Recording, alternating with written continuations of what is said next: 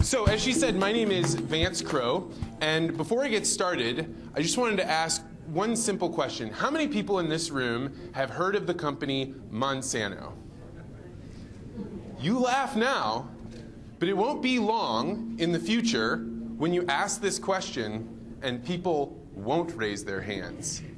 And it's funny how stories work that way, how powerful they are, how much influence they have over our lives.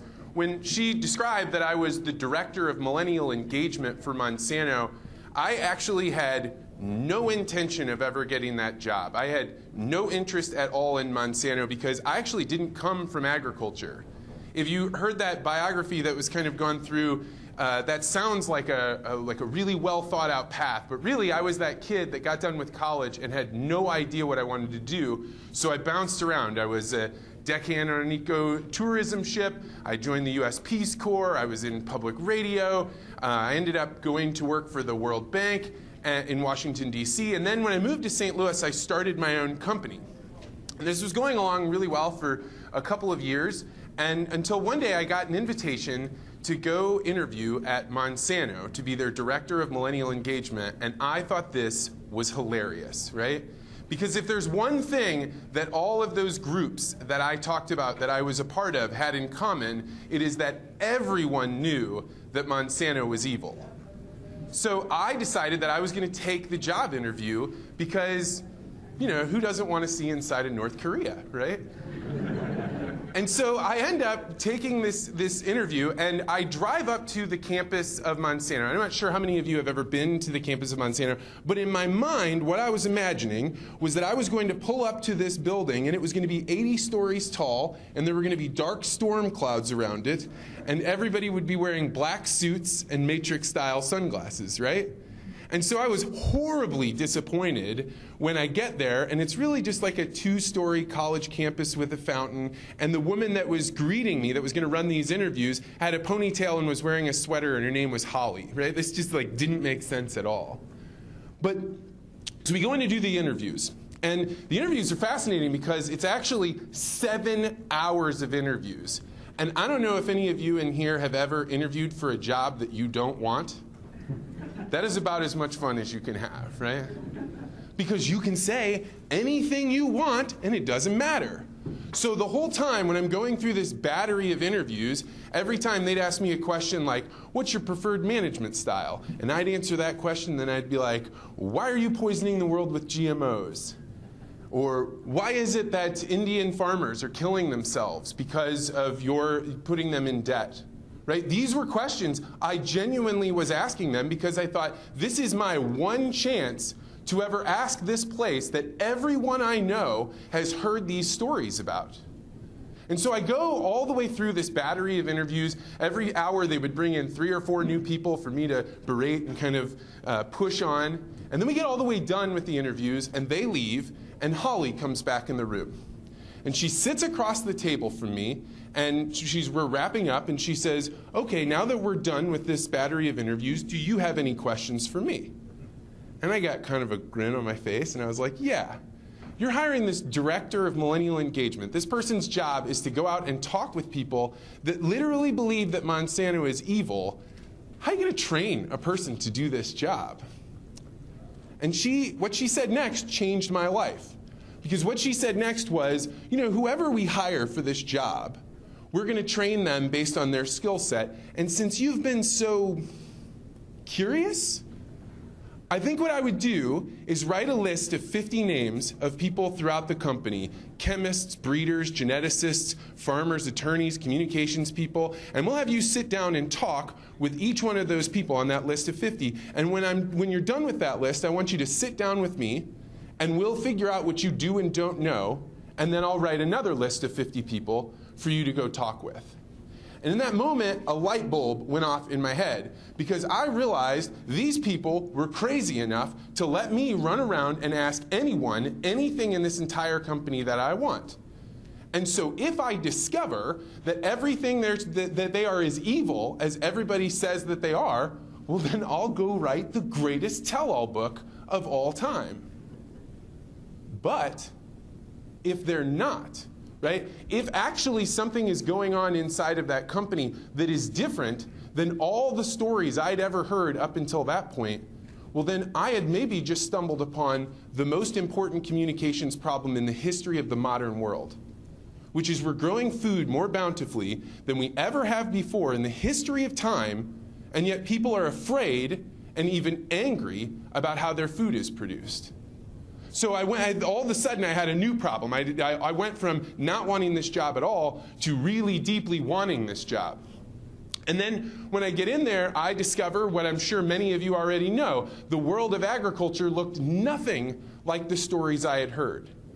And that's what I want to talk about today. I want to talk about the stories people are hearing, and really, even more than the stories that people are hearing, I want to talk about the stories that you, as pork producers, should have heard, but maybe because you have your heads down, you're working every day, you've been in this field for so long, maybe you never encountered these stories about where pig production came from in the United States.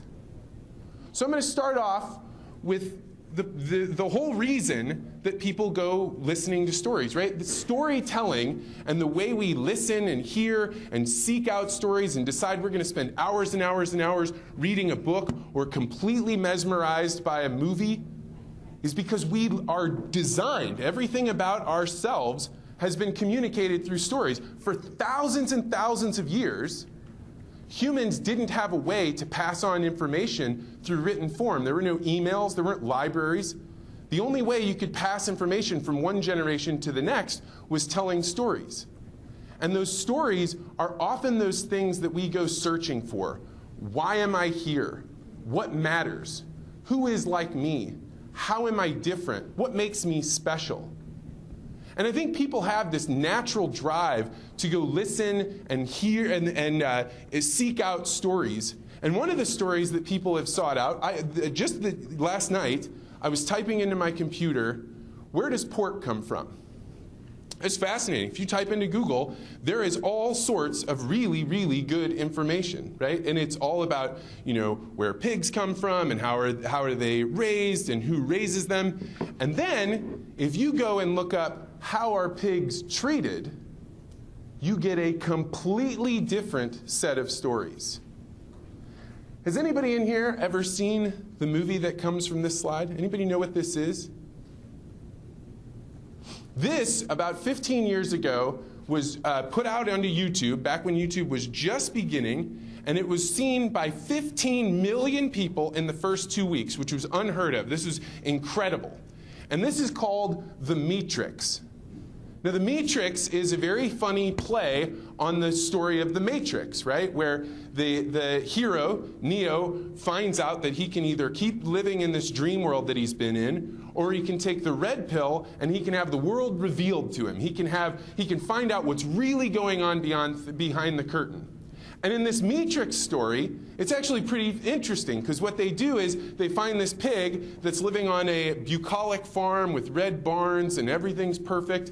And then he meets Morpheus, the guy in the black trench coat, who I thought all the Monsanto people look like. And Morpheus offers him a chance to get a red pill to find out what's really going on. And as soon as he takes that, then all of a sudden he starts learning about factory farms. Now, why do I bring this up? This will not be a presentation about all these dark stories. This is not going to be one of those. The reason I bring this up is because the way that the creators of this did it, a man named Jonah Sachs is the author of it. The way they created this was they didn't think about telling the story about how they, the activists, the people that are trying to scare you, are so important.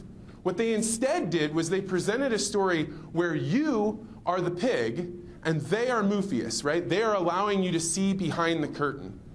And this type of simple storytelling, even though it was like very basic graphics, went into the cultural consciousness of people, right? It was a very simple story for people to understand that there's something hidden behind the curtain and that if you only had access, you'd be able to find out how dark and sinister it is.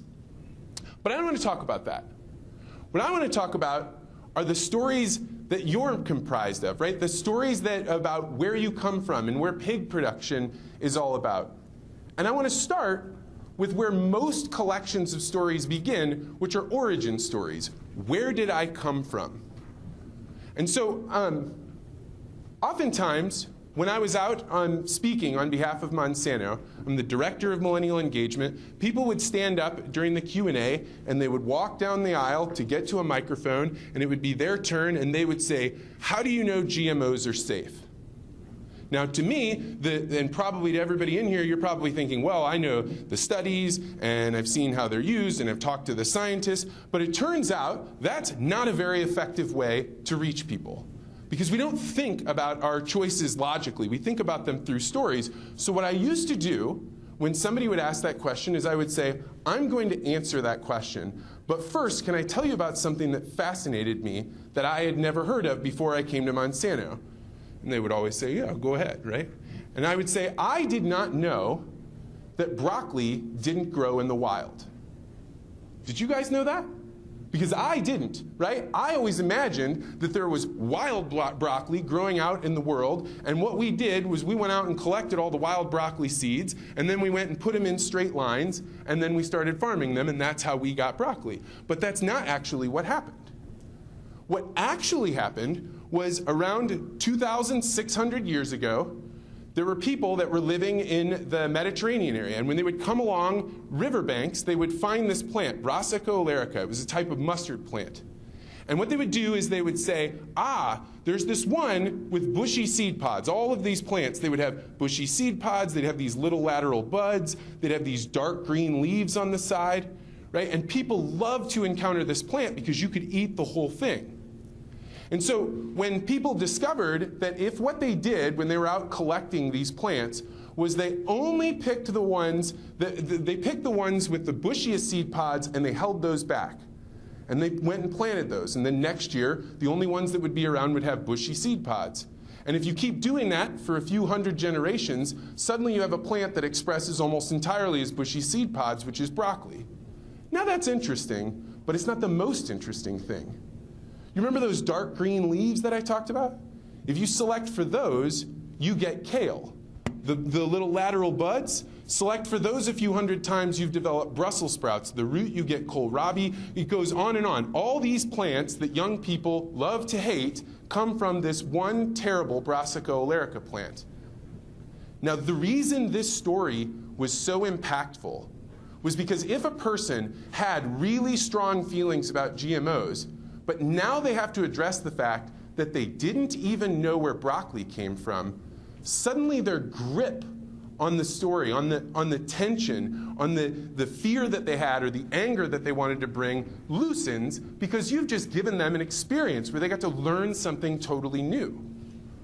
So let's look a little bit about where pigs came from, right? 15,000 years ago was when we domesticated one of the first animals we ever did. It is no accident that dogs are man's best friend. It's because this was one of the very first animals that we took from the wild, and we were able to get them to breed in captivity, to not bite us or treat us badly, to be able to be trained. And so dogs and humans were around almost alone in the world as companions for about 5,000 years. Because it wasn't until about 4,500 years ago that we domesticated cows. We did it in about 2 different locations. It's kind of where the 2 breeds separated off. Somewhere in there is chickens, but chickens were a little bit hard to determine when it was that they were domesticated. But the most interesting story of all is one of the last animals that we domesticated, which was the pig. About 9,000 years ago. Now, we say about 9,000 years ago because what they think happened was that 8 separate times human beings, likely in China, figured out how to domesticate pigs, and then they weren't able to pass that on for generation and generation. You think about how big of a problem or challenge succession planning is now. Imagine if you actually lost your pigs and they went wild, right? But that's exactly what happens. And everybody in here knows how easy it can be for that to happen because it only takes 3 generations for a pig to go from domesticated to entirely feral and unrecognizable almost as a wild animal. It's good to know these stories because when you start to understand that it is possible to lose the domestication of a pig, you understand wait, we've actually done something truly amazing here, right? People in the past tried to do this over and over and over again, and imagine how dangerous it was for them to do it. But that's the tradition that you live right now. A big part of the stories that we tell ourselves is a description of who is us and who is them. Our stories let us know who's on our team and who's somebody else, an outsider, somebody that I don't know or don't trust or don't need to be participating in this world with. And I think that it's interesting when you think about how big of an impact pork had on the world was how many people defined themselves by not eating pork. Now this is particularly of interest because everybody in here has eaten ham and bacon, right? It is no small thing to ask a population of people not to eat something. Imagine if you go look at all of the cults around the world, all of the strong religious movements that have gone on, even people that are gluten-free now, right? They define themselves by what is it that we're denying ourselves. And then by denying themselves those things, they become a cluster of people that get tight together. Now, in the Old Testament, Leviticus, you guys have probably heard, one of the reasons that Jewish people can't eat pork is because of Leviticus. But have you ever actually looked at where this comes from? It's pretty interesting. So the biggest line in there is that you may eat any animal that has a divided hoof and chews the cud. There are some that only chew cud or only have a divided hoof, but those you must not eat. But it doesn't finish there. It actually goes on to give examples. The first example is a camel, right? A camel chews cud. You take a child. My daughter loves going to the zoo and just watching that camel chew on its tongue, right? But if we look at the proverbial camel toe, you see that this is not a divided hoof. And it's that right there that keeps the Jews from being able to eat camels. So that's out. Another one that's interesting, does anybody know what line comes next? Rabbits. What they say is, it turns out they think rabbits, they chew their cud, and even though they chew their cud, they don't have a divided hoof. And it took me probably better part of 2.5 hours to find that GIF of a rabbit chewing its cud, which I thought was pretty clever. And if you'd be surprised, but hundreds of thousands, maybe even millions of words have been written about the argument, are rabbits actually chewing cud? Because this was a real clear question about whether or not they were clean to be eaten. And then finally, of course, you have "and the pig, though it has a divided hoof, it does not chew cud, and therefore it is unclean to you." This is interesting, right? Because think about how many people in the world didn't eat pork, something that was delicious, something that people savor over, right? Because of this part of their religion. And in fact, I wanted to put this graph up here, right? Of that group, from the Jewish all the way down to the unaffiliated, most of those people don't necessarily have an edict against eating pork, but they often are not a big part of their culture. And so in addition to the Jewish population, Muslims don't eat pork either. Now this is interesting when you consider just how much pork is eaten in the world. Right? So this graphic, it's a little hard to see maybe from in the back. You can see the percentage of all the meat that's eaten all over the world, what percentage is poultry or pig meat or beef. And one of the things that you notice here is that pig meat is a huge percentage. It's actually about 40% of all of the meat eaten all over the world is pork. Now, that's right neck and neck with poultry, right? They've been kind of edging up. This has been a big movement. But one of the funny things about this list is, while poultry has gone up, pork has not changed at all. It's been 40% of the worldwide diet for decades. And it's projected that this will keep going. And this is in large part because the Asian cultures, particularly China, has such a strong appetite for pork. And this is a very, very big part of their culture. When I was in graduate school, I studied under a Chinese scholar named Dr. Zhang Wang, and he talked about one of the most important things that the Communist Party did when they wanted to remain in power was they made it possible for people to go from eating pork maybe once or twice a year to then once or twice a month, to then once or twice a week, right? And if you've gone through that experience, if you're one of those people that used to only have meat at very, very special occasions, and now you've been able to add this into your diet over and over again, that is actually the feeling of wealth. And so it is predominantly the Chinese and the Christian populations that have eaten a large percentage of the meat in the world. Which is interesting, right? It's not an accident that for Christmas and Easter, it is so profoundly a part of the Christian tradition to have an Easter ham or a Christmas ham. And I'm going to guess this is 100%, but I'm going to take a poll here. How many of you eat a Christmas ham or an Easter ham in this room?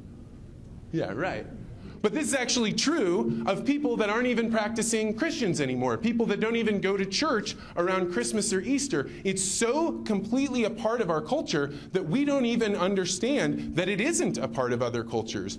It's a big part of who we are, and yet as these stories have gone on, I'm going to stand forward.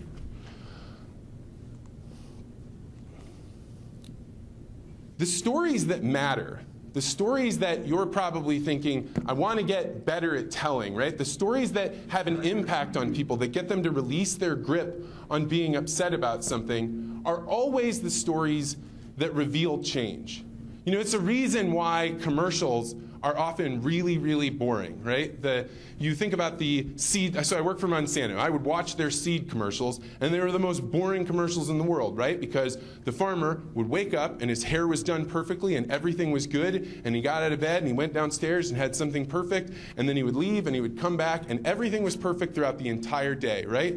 Nothing changed, so it was completely boring, right? Stories where things don't change, we don't pay attention to.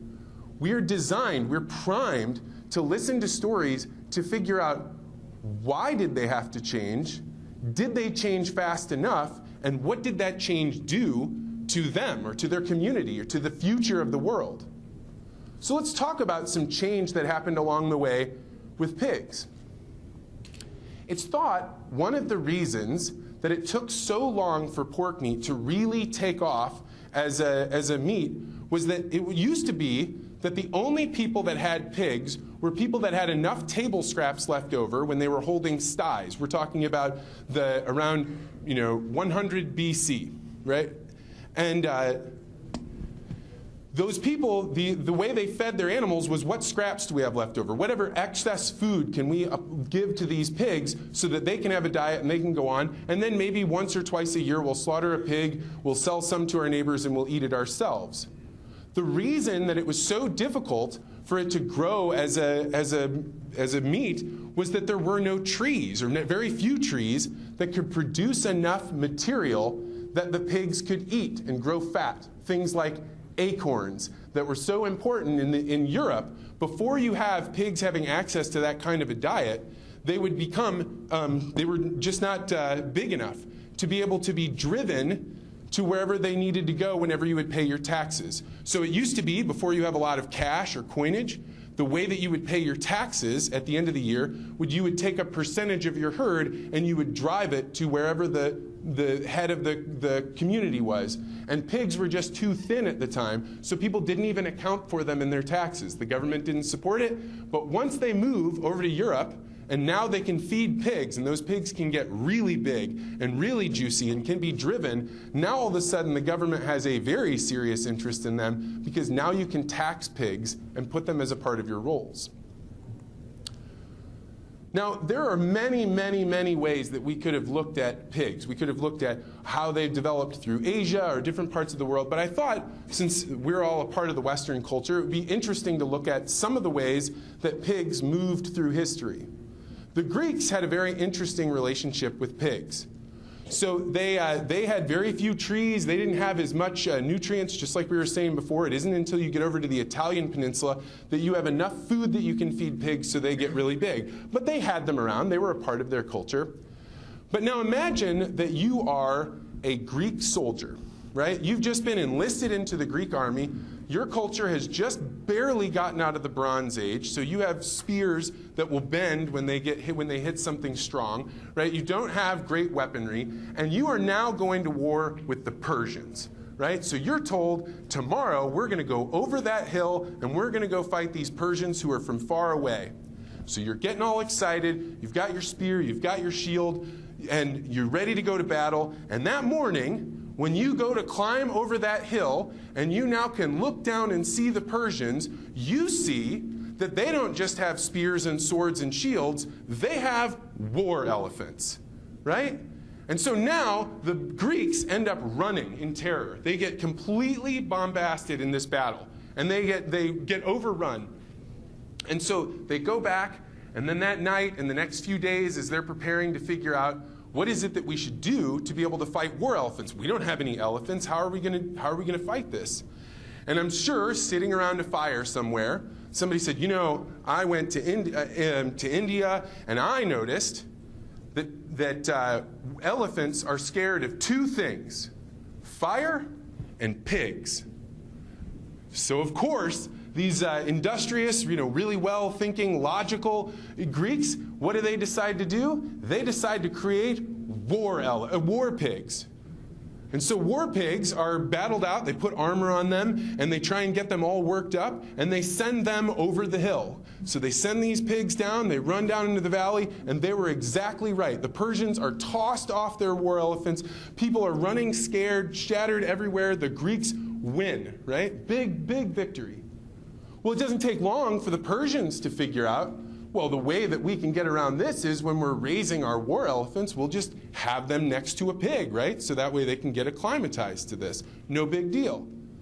So then the Greeks face this problem. Again, they now have to battle these war elephants. So then what do? Well, they think, oh, gosh, there's only two things that war elephants are afraid of: pigs and fire.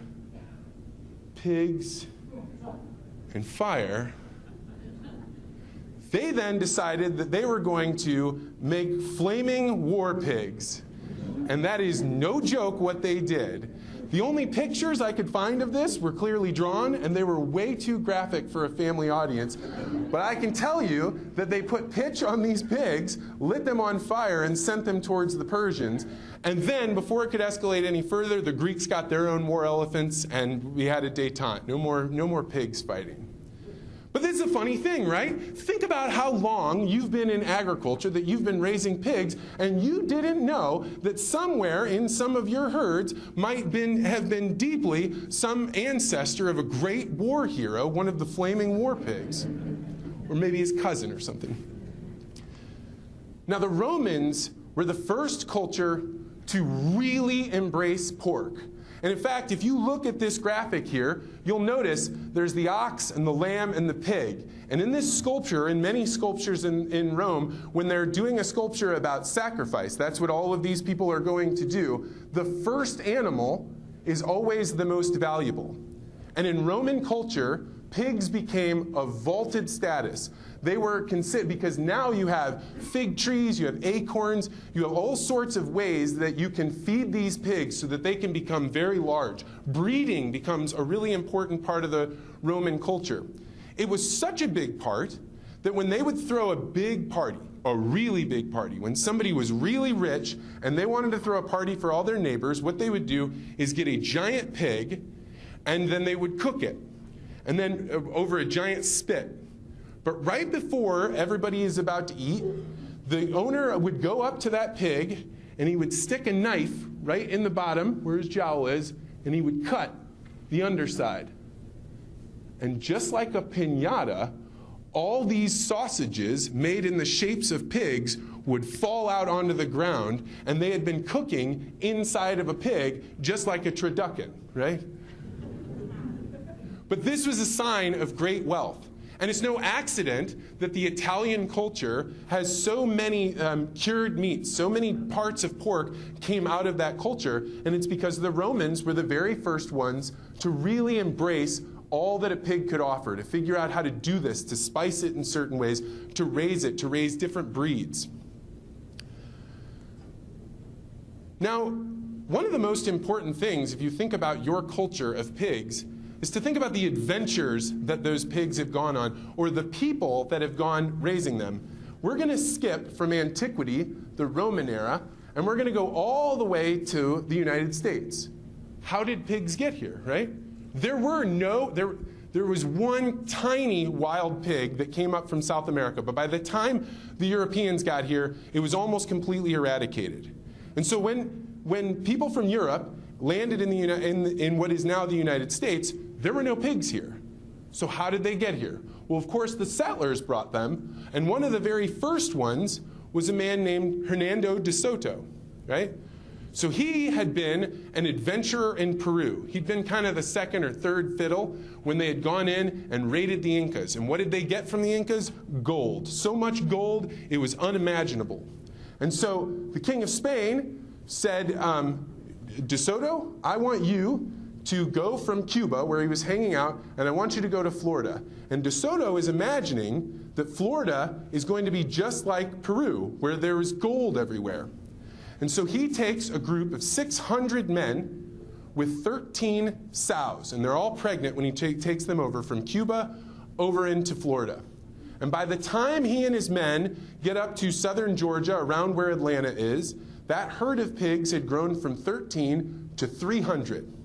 And De Soto has traveled all throughout this land, and whenever he encounters any of the native people, he's pressuring them, he's pushing them, he's bribing them, he's doing everything he can to tell me, where is your gold? I want your gold. How can I get to it? Do any of your neighbors? How about any of your enemies? Who has gold? Well, this isn't working.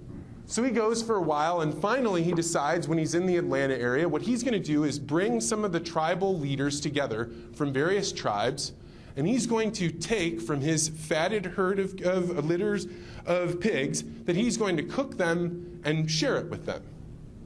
Imagine you've been living in this new world for your entire life. The fattiest thing over on that eastern part of the culture is some fish or maybe wild game like deer or other types of animals. Imagine what it would be like to have your first Spitfire ham, right? It would be the most incredible thing you've ever eaten. It would be fattier and juicier and tastier than anything any of you have ever tasted or any people for generations before you have ever tasted. So he's imagining that this is going to win favor with them. They're going to tell him where all the gold is. But it turns out that's not what happened. Because they went back to their tribes and told all the people about how great this meal was. And so they came back, and first they asked for more pigs, which they didn't give them, and then they started stealing those pigs. So they start stealing the pigs, and De Soto says, oh gosh, this is getting bad. They're killing my men. It's getting pretty ugly out there. Let's just give them part of the herd. So he gives them the herd, and then he keeps going on his trip. Takes him years to go all the way from Atlanta. He goes up to the Appalachians. He crosses down. He's just about to cross the Mississippi. He gets really, really sick. So he sends his men on to Arkansas. It's been years by the time he's here. The men in Arkansas are gone only for 2 to 3 days. And they come back, and De Soto's on his deathbed. And they start telling him with these wide eyes about how there are these crazy devil pigs all over Arkansas. They are just running around. They have giant tusks, vicious teeth, and the hair on their back is so sharp that they are, what? Razorbacks, right? And so this is how the famed Razorbacks came to be. It was De Soto and other explorers having tried to give the native populations pigs that once they broke away, 3 generations later, those pigs became completely feral and ran wild and still have a culture today. Which is funny to think about the long-term consequences of a small action back in the 1500s. Now, many of you have probably heard some story about how Manhattan is filled with greedy pigs, right? This is something everybody knows about. But it's really the story of Wall Street, right? Everybody in here kind of knows, wait, didn't they build Wall Street to keep the pigs out or something like that? Is that, most of you have heard this? So I spent weeks trying to look into this because this is an incredibly contested story. Hundreds of people have written about it. It's a very difficult story to figure out what was really going on. But what was happening was the Dutch controlled the very tip. This is a map of Manhattan. And for about 250 years, the Dutch controlled that area. It wasn't very much. It was a small group of people. It was a trading outpost. They had shipping. But they also had orchards and farms and some places where you could grow the vegetables that you needed to survive there. And so New Amsterdam is coming along, and then the British decide that they kind of like New Amsterdam, and so they start landing ships in the northern part of Manhattan. Slowly over time, they started to build up troops, kind of like on the Ukrainian border with Russians, right? So the man that's in charge of New Amsterdam, his name is Peter Studevant, and Peter realizes we need to build a wall there. Let's build that up. And he's got probably 2 to 3 years before the British can build an army large enough to be able to take them over. So he starts to build this wall. But what happens? Well, all the people living in New Amsterdam didn't really have great sty management practices. They didn't have containment. They used to let their pigs roam around and eat the apples that had fallen in the orchards or through the food stalls there. So now he's trying to build this fence, and he spends 3 years trying to build it, and every time he gets it up, the pigs tear it down. And so he is losing his mind, and I would put them up here, but they're very, very difficult to read because they're in Dutch, that he's writing all these letters to his mayors and to his other people in the community, begging them, please, take your pigs. We're going to kill your pigs. You've got to stop this. And it's because he knows that the British are going to overrun them if they can't build a wall. Now, it turns out the British didn't really need it. There was one small weakness in that fence, and that's that you could just kind of go around it with your troops. So it turns out that the British, without having fired a shot, were able to overtake it. But when you hear that story of Wall Street being built because of pigs, it's actually slightly more nuanced. They were trying to build it, and the pigs kept tearing it down. And then finally, another story that I thought you guys might find interesting is the tradition of drovers. So long before the cowboy became a part of the American symbol, of rugged individualism and freedom and, ability to take your life into your own hands, it was actually not, the American culture didn't have a cowboy culture. It didn't exist. There was very, very little grazing and ranching in that same way that we think of now. But they did have a history of driving pigs. And it turns out the first cultural tradition, in fact, much of the language that the cowboys later used, was created because it was far cheaper to raise corn in Tennessee, where it would grow nice and tall, and instead of trying to transport that grain to the coast where you could feed it to pigs, they would instead feed the pigs in Tennessee, make them really fat, and then drive them 10 miles a day all the way to Asheville, North Carolina. And one of the things that you can look up on a map is if you're driving from Asheville, North Carolina to Tennessee, one way or the other, there's a little town every 10 miles or so, because that's how far you could drive a pig in a single day. And that's what built up the tradition. So anytime you hear a cowboy trying to flex on you, just know that it was the drovers, the pig drivers, that created that culture. So why do I tell you these stories, right? The reason that I'm telling you these stories is because I don't know what your broccoli story will be. When you encounter a person that feels really strongly about what you're doing, or about what you need to change, or about who you are, or who pork producers are, I have no idea.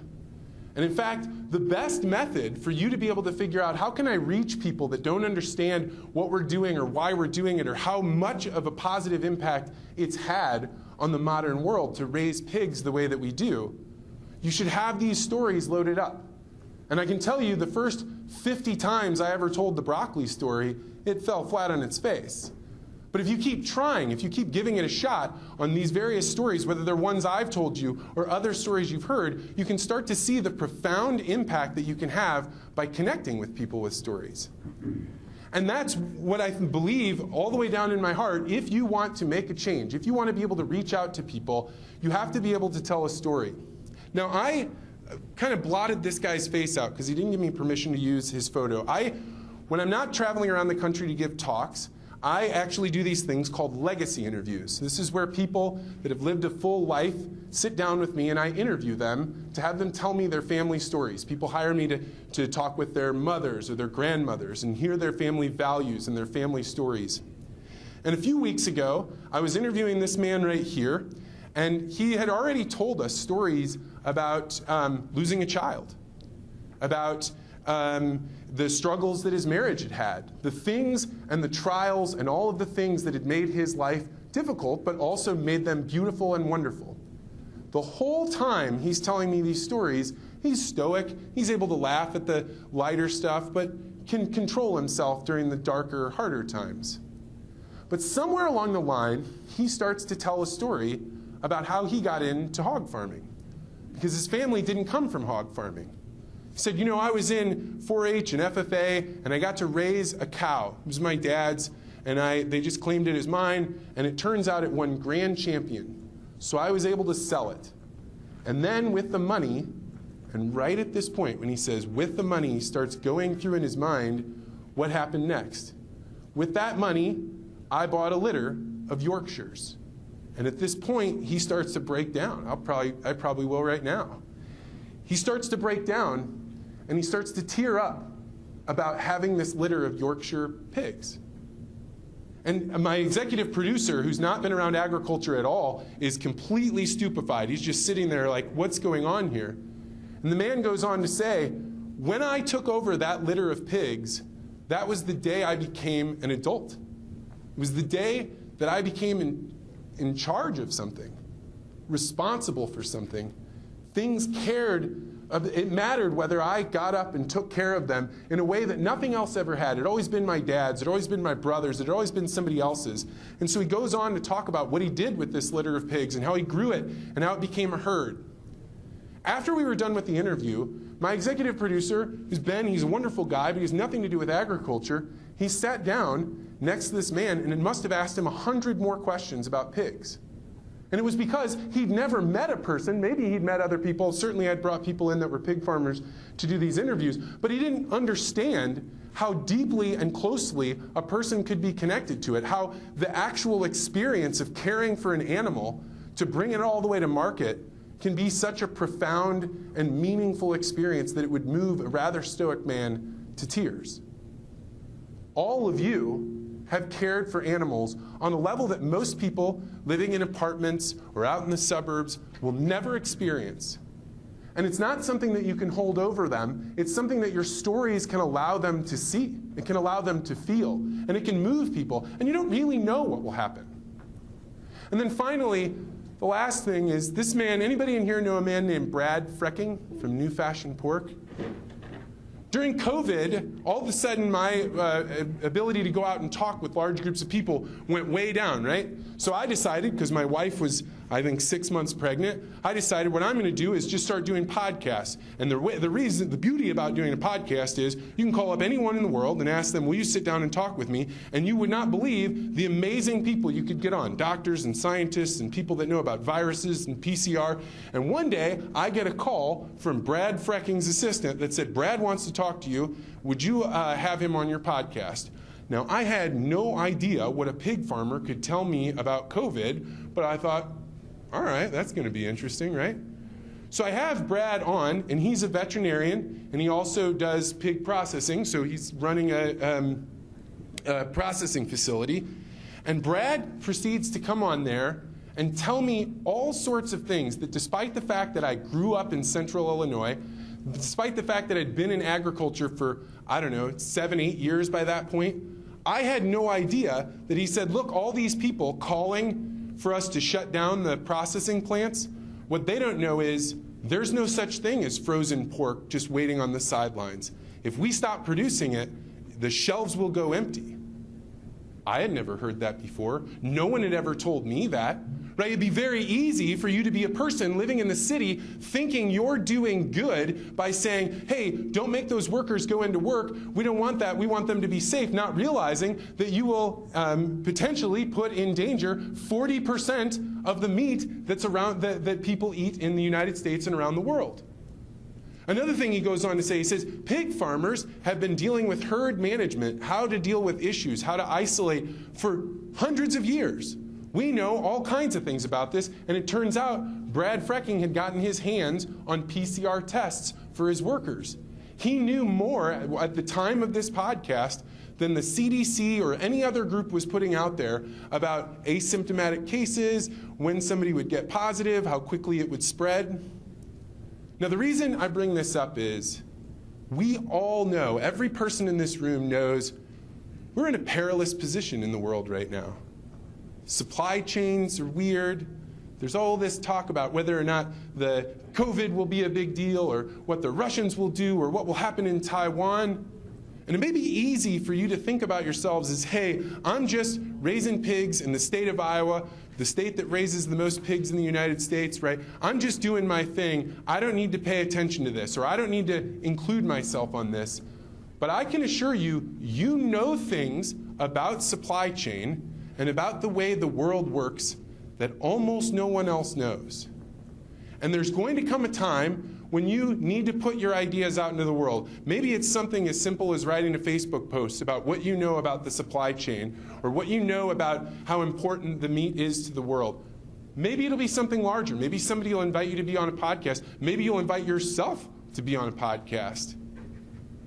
But I can tell you that that was the largest downloaded podcast I had ever done, by an order of many, many magnitudes. Hundreds of thousands of people listened to that interview, and most of them not farmers. And all Brad did was sit on there and tell me stories. So as we close, I want you to think about the future and your power as a person that is doing something that is extremely rare. There are very few rooms, not just in the United States, but anywhere in the world, of people like you. You know things, and you have a history and a tradition that is profoundly important and a deep part of American culture. And so feel empowered to go out and tell stories about what you do and why you do it, because you have no idea how big of an impact it'll have on the world. So thank you so much for inviting me to come to speak today.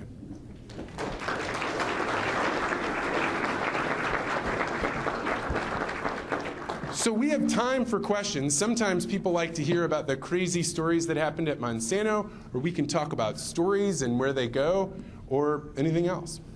Any questions?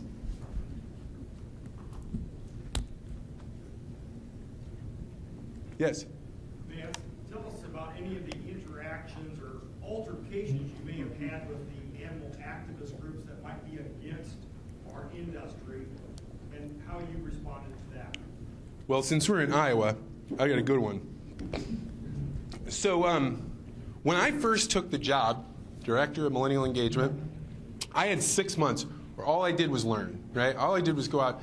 And at the time, I was invited by a graduate program at Iowa State University in the ag program to come and talk.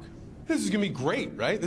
So at the time, the PR firm that Monsanto had hired, because they were trying to go through this big revamp. They wanted to change their image, so they hired a PR firm. They did things like hire a director of millennial engagement. And so the PR firm said, hey, when you go, just use these slides. We've already tested them with audiences. We've already gotten them past legal. Just use these slides.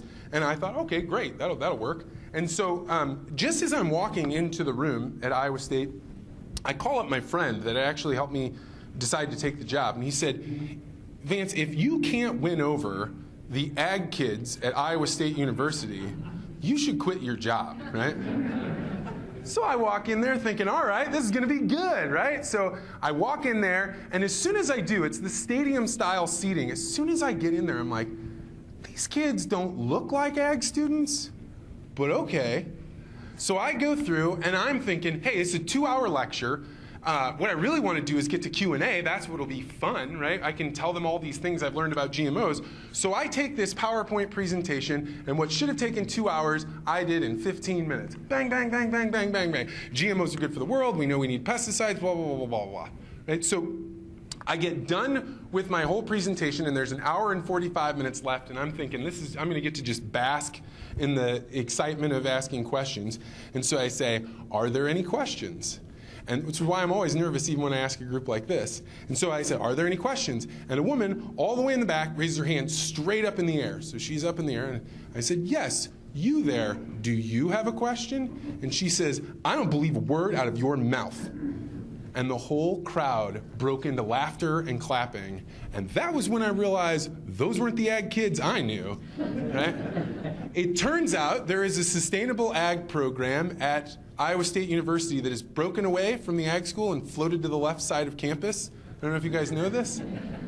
But they were running a sustainable ag program, and they literally spent months and months and months talking about how evil Monsanto was, and then they invited him in to come in and talk with them, and I had no idea what to do. So ask yourself what you would do, right? What would you do? The door's over there, and you've got 200 people, right?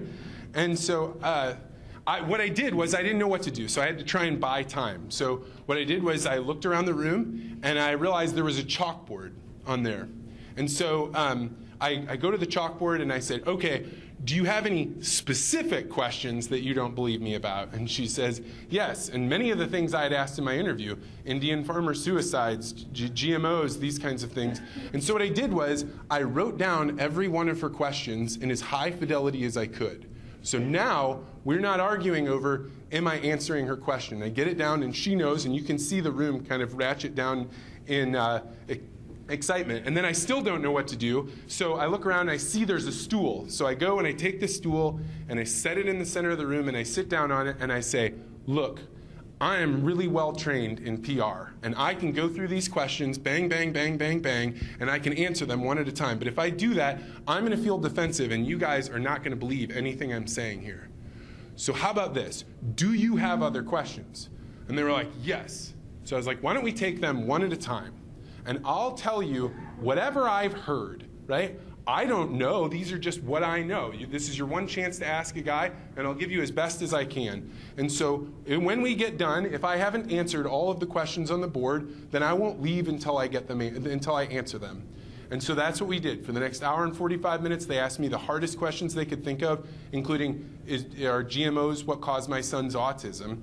And I answered them as best I could. And by the time we were done, they invited me out for beers, and then we went and hung out, and it was pretty fun, actually.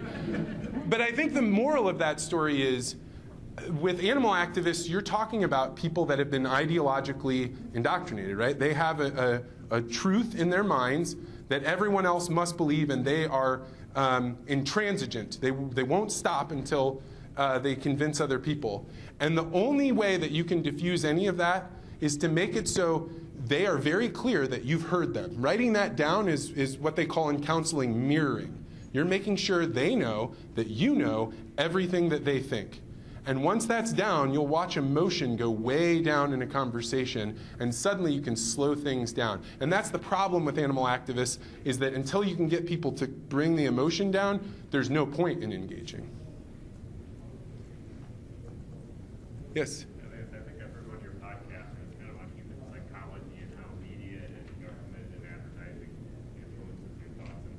That was a recent podcast, yeah. Yeah, I enjoyed that. Can you just touch on any of that? So I have a podcast called the Vance Crowe Podcast, because when you have a weird name like Vance Crowe, it's just easier to do it that way.